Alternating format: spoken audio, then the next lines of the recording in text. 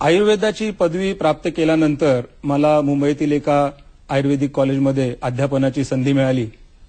त्यावेळी जेव्हा अनेक प्रकारच्या विद्यार्थ्यांच्या ज्या शंका होत्या त्या शंकांना उत्तर देता देता आयुर्वेदातील जे गूढार्थ आहेत ते मला चांगल्या प्रकारे अवगत होऊ लागले आणि मग तेव्हा मला असा विचार आला की ही जी आयुर्वेदाची चिकित्सा पद्धती आहे ती फक्त संधिवात ह्यापुरती मर्यादित न ठेवता जे गंभीर समजले जाणारे विकार जे आहेत की ज्याच्यामध्ये रुग्णांना अतिशय त्रास होतो, त्यांचा खर्चही देखील भरपूर होतो आणि त्यानंतर त्यांना चिकित्सेचा चांगला उपचार मिळत नाही, असे जे कॅन्सर सारखे व्याधी किंवा वृक्काचे विकार आहेत, किडनीचे विकार जे आहेत, अशा व्याधींवरती जर आयुर्वेदाचा प्रभावीपणे वापर केला तर निश्चितपणे रुग्णांना त्याचा फायदा होऊ शकतो असं मला वाटलं आणि म्हणून आम्ही पंचकर्म चिकित्सेच्या माध्यमातून हे कार्य करावं असं ठरवलं आणि त्यावेळी चेंबूरमध्ये डॉक्टर शशिकांत शाह यांच्या हॉस्पिटलमध्ये आम्हाला संधी मिळाली आणि आम्ही पंचकर्माचा विभाग तिथे सुरू केला।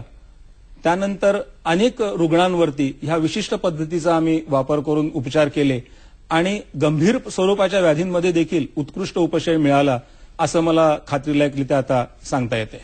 आणि ह्या अनुषंगाने आपण आजच्या कार्यक्रमात काही केसेस किंवा काही केस स्टडीज मुद्दामून डॉक्टरांनी आपल्या समोर प्रेझेंट करण्यासाठी आणलेला आहे, तो कार्यक्रमात पुढे आपण बघणार आहोत। पण तत्पूर्वी फोन कॉल्स, आपल्याला बरेच फोन येत आहेत। पहिला प्रश्न आपल्याला परभणीवरनं येतोय, प्रश्न विचारा आपला। हा, राजीव रापटे बोला आपण। हा, नमस्कार। नमस्कार सर, पोटाच्या कॅन्सर संदर्भात काय मार्गदर्शन करता येईल आपल्याला? पोटात कुठे कॅन्सर आहे, काही निदान झालेलं आहे का त्यांचं? आतड्याचा कॅन्सर आहे, ठीक आहे। आपण जरूर फोन ठेवून उत्तर आहे का सर, काही त्यांना आपल्याला मार्गदर्शन करता येईल? आतड्यांचा कॅन्सर झाला असेल तर या आयुसंजीवन चिकित्सेचा त्यामध्ये निश्चित वापर होऊ शकतो, परंतु या रुग्णाला आपण बघितलं पाहिजे आणि व्यवस्थित त्याचं निदान केलं पाहिजे। आपल्या दृष्टीने, आयुर्वेदाच्या दृष्टीने सुद्धा निदान करणं आवश्यक आहे आणि त्यानंतरच आपण यांना काही उपचार कसे करता येतील ते सांगू शकतो।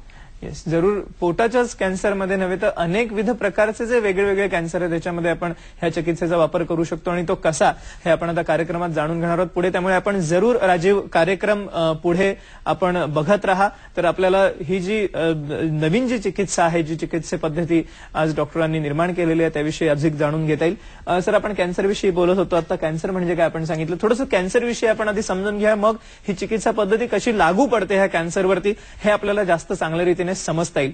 कॅन्सर म्हणजे काय ते आपण सांगितलं, अनिर्बंध पेशींची वाढ ज्याला आपण कॅन्सर म्हणतो, ह्याचे काही प्रकार पडतात का?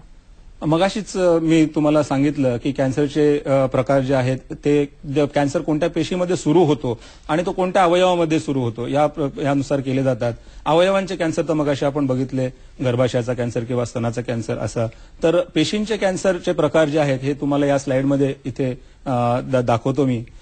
पेशींचे जे कॅन्सर आहेत ते कॅर्सिनोमा, सार्कोमा, ल्युकेमिया, लिम्फोमा किंवा हे सीएनएस ट्युमर्स म्हणजे मेंदू किंवा मज्जासंस्थेचे कॅन्सर जे आहेत अशा प्रकारे पेशींच्या कॅन्सरचे प्रकार केलेले आहेत। ओके, सो हे झालं कॅन्सरच्या प्रकारांविषयी। कॅन्सर संबंधी बरेच आपण म्हणूया की मिथ्स किंवा हे तर आहेतच, काय तथ्य आहेत कॅन्सरमधली? कॅन्सर जो आहे तो विकसित देशांमध्ये अधिक प्रमाणामध्ये आढळून येतो, म्हणजे अतिप्रगत देशांमध्ये कॅन्सरचे जे प्रमाण आहे ते अधिक प्रमाणामध्ये आढळून येतं।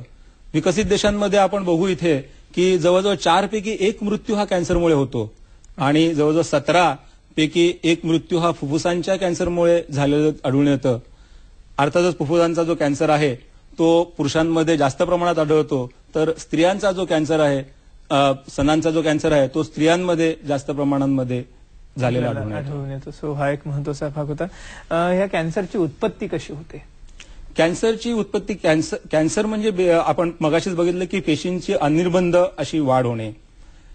आपलं जे शरीर आहे ते काही एकाच पेशीपासून बनलेलं नाही, आपण अमिबा नाही, आपल्या शरीरामध्ये लक्षावधी अशा पेशी आहेत आणि त्या लक्षावधी पेशींचा समूह म्हणजे आपलं शरीर आहे।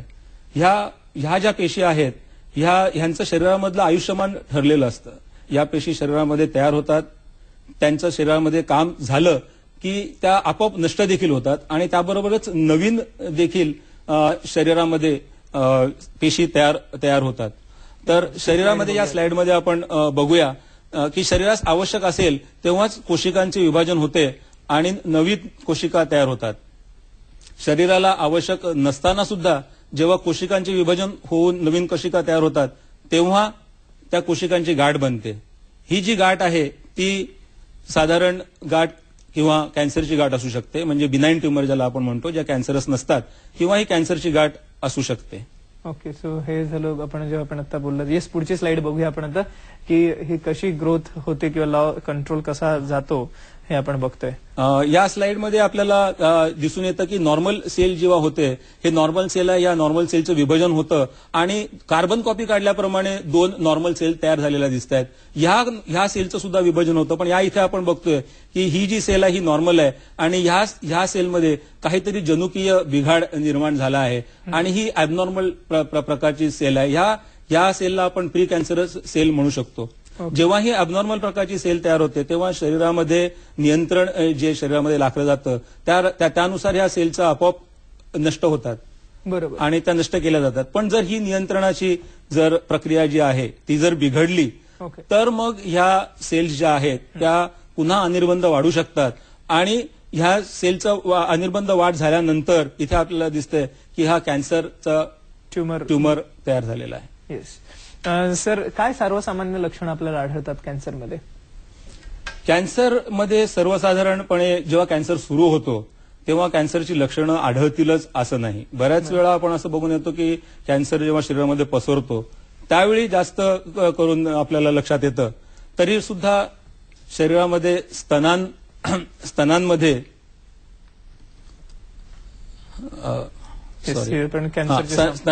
स्तनांमध्ये किंवा कोणत्याही शरीराच्या भागामध्ये गाठ निर्माण होणे, त्याच्यावरती नवीन चामखीळ येणे किंवा अगोदर असलेल्या चामखिळीमध्ये बदल होणे किंवा त्यांच्या आकारमानामध्ये बदल होणे किंवा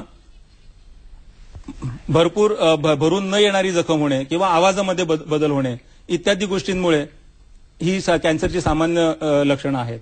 येस, ही पण आपल्याला एक इथे स्लाइड दिसते. त्रासदायक खोकला आहे आणि सतत अपचन होणं किंवा गिळण्यास त्रास होण्यासारखी लक्षणे दिसू शकतात. वजन कमी होणं एक महत्वाचं लक्षण आहे आणि कधी कधी होणारा रक्तस्राव, असाधारण रक्तस्राव आहे.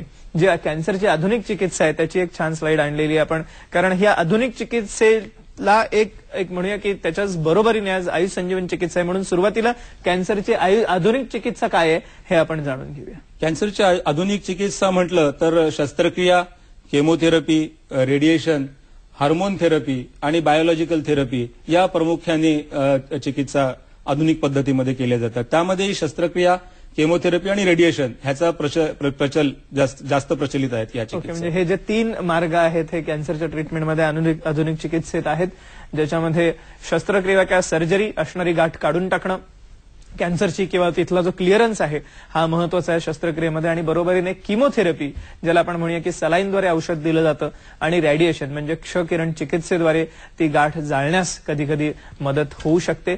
सो असे हे जे 3 प्रमुख प्रकार आहेत हे चिकित्सेचे आहेत. पण ह्या चिकित्से बरोबरीने आज आपण आयुष संजीवन चिकित्सा ह्याच्याविषयी प्रामुख्याने बोलणार आहोत. हे सांगण्याचा उद्देश असा की ह्या 2 चिकित्सेमधला जो मूलभूत फरक आहे समजून घेण्यासाठी आपण आज ही आता स्लाइड बघितली. आपण आयुष संजीवन चिकित्सेविषयी आता इथून पुढे बोलणार आहोत, पण तत्पूर्वी एक फोन कॉल. संग्राम आपल्याला कोल्हापूरवरून काही प्रश्न विचारतायत. संग्राम बोला. आपण संग्राम विचारा. संग्राम बोला. हा कॅन्सर हा रोग कशामुळे होतो पहिल्यांदा उद्भवताना? येस, चांगला प्रश्न आहे आपला. जरूर फोन ठेवून उत्तर आहे. त्यांचं कॅन्सर हा रोग होण्यामागे काही विशिष्ट कारण मीमांसा आहे का? मगाशीच आपण असं बघितलं की कॅन्सर हा व्याधी जो आहे तो पेशींची अनियंत्रित विभाजन होण्यामुळे होतो. त्याची कारणं काही ज्ञात आहेत, काही अज्ञात आहेत. बरोबर. त्यामुळे विशेष करून आता मगाशी आपण बघितलं की प्रगत